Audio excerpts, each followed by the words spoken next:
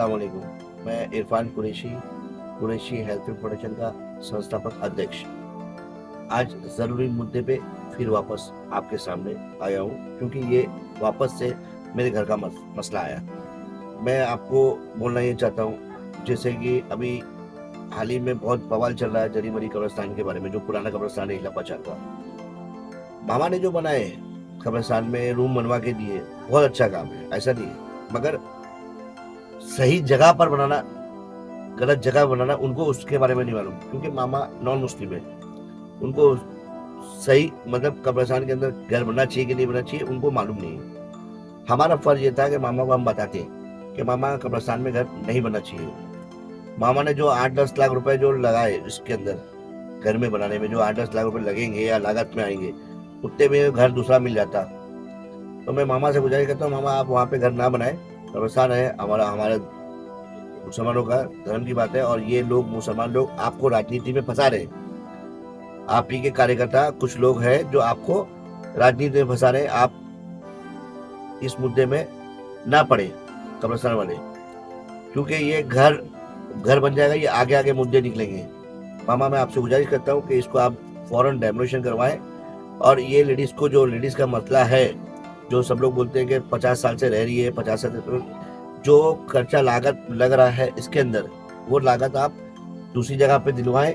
और जो पुराने ट्रस्टी हैं या जो जिन्होंने ध्यान नहीं दिया इस पे 50 साल से, तो उनको भी जुर्माने के तौर पे उनको भी थोड़ा बहुत अमाउंट देना चाहिए, कि ताकि वो लोग अपना रह सके, मतलब पैसा लगा सके।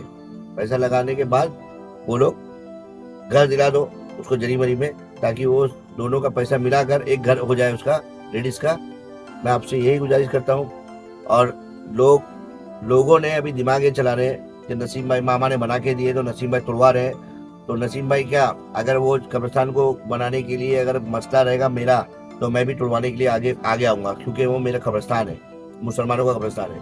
उसके अंदर घर नहीं बना सकते। आपको अच्छे से पता है कि घर बनाने के बाद तुरंत उसके अंदर जब फैमिली रहती है तो हर मसले होते हैं। शादी के बाद रात में क्या होता है, दिन में क्या होता है, वो भी आपको पता है। औरत आदमी रहते हैं, तो आप लोग मुसलमान हो के आप लोग बच्चे नहीं है, आप लोगों से अच्छे से पता है कि कब्रिस्तान में वो सब चीजें नहीं होना चाहिए। फिर मंथली प्रॉब्लम होता है सब लेडीज लोग को, वो भी उसमें आएगा। तो वो चीज नहीं होना चाहिए कब्रिस्तान के अंदर। कब्रिस्तान में घर किसी भी कीमत पे नहीं बने।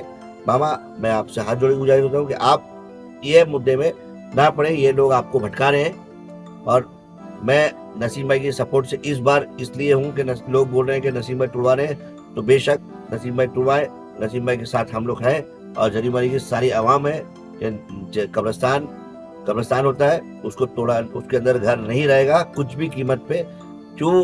क्योंकि आज जरी मरी में शिफ्टिंग नहीं हुई है, शिफ्टिंग बाकी है। शिफ्टिंग हो जाएगी तो कब्रिस्तान चालू हो सकता है, जब वहां से रास्ता हो जाएगा तो चालू हो सकता है। और दूसरा, अगर नहीं भी होगा तो एक्सटेंशन के लिए काम आएगा कहीं ना कहीं।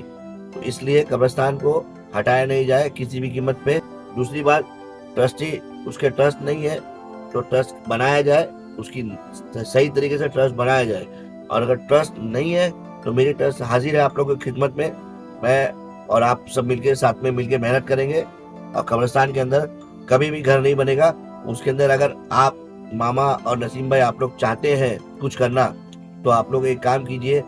मैं मौलाना तो नहीं हूँ, मगर मेरी तरफ से मैं एक छोटी सी एडवाइस दे रहा हूँ। फिर भी मौलाना से आप लोग पूछ के देखना कि कब्र से थोड़ा ऊपर हैंगर डालकर और पूरा पटला डाल दिया जाए उसके ऊपर, उसके ऊपर मदरसा चालू कर दिया जाए, तो बेहतर रहेगा कि नहीं?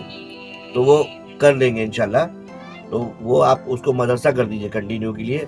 ऐसा है कि उसको नीचे हैंगर लगाकर पूरी तरह से एकदम लंबा हैंगर लगे हुए, उसमें बच्चे अरबी पढ़े और कोई ना कोई खिदमत का काम हो, उसके लिए वो कर दीजिए। मामा अगर आपको करना है मुसलमानों के लिए, तो मैं आपको यही बोल रहा हूँ कि आप वो कबर के ऊपर हैंगर कम से कम 2 फीट 3 फीट का हैंगर डाल के पटरा डाल दीजिए, ताकि उसमें मदरसा बच्चे लोग पढ़े। क्योंकि मदरसा पढ़ेंगे तो कुरान शरीफ पढ़ने का सवाब मिलेगा कबर वालों को, और उसमें रहेंगे तो रहने का गुनाह और अजाब सभी मुसलमानों को मिलेगा। मैं आप लोगों से हाथ जोड़ के गुजारिश करता हूँ कि मेरी बात बुरी लगी हो तो माफ करें, मगर मेरे हिसाब से अगर 50 साल से कब्रिस्तान में फैमिली रही है, तो मुझ समेत आप समेत मैं भी गुनहगार हूँ कि मैंने भी ध्यान नहीं दिया। तो मैं आप ही से आपसे माफ़ी मांगता हूँ कि भाई गलती हो गई, मैंने भी ध्यान नहीं दिया। मगर आज के बाद आप लोग मुझे जब भी बोलेंगे मैं आपके लिए हाजिर हूँ हमेशा। और ये जो मेरा यूट्यूब चैनल है, ये मेरा ऑफिशियल रजिस्टर्ड चैनल है। आप लोग कभी भी कहीं भी कोई मुद्दा है, मसला है, आप लोग मुझे बुलाइए, मैं वहाँ पे आपके लिए हाजिर होऊंगा।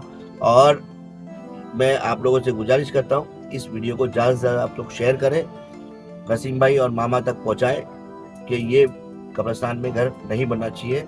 मामा और आपसे गुजारिश करता हूँ कि आपको बनाना है तो आप इसके अंदर पटरा डाल के मदरसा बना दीजिए।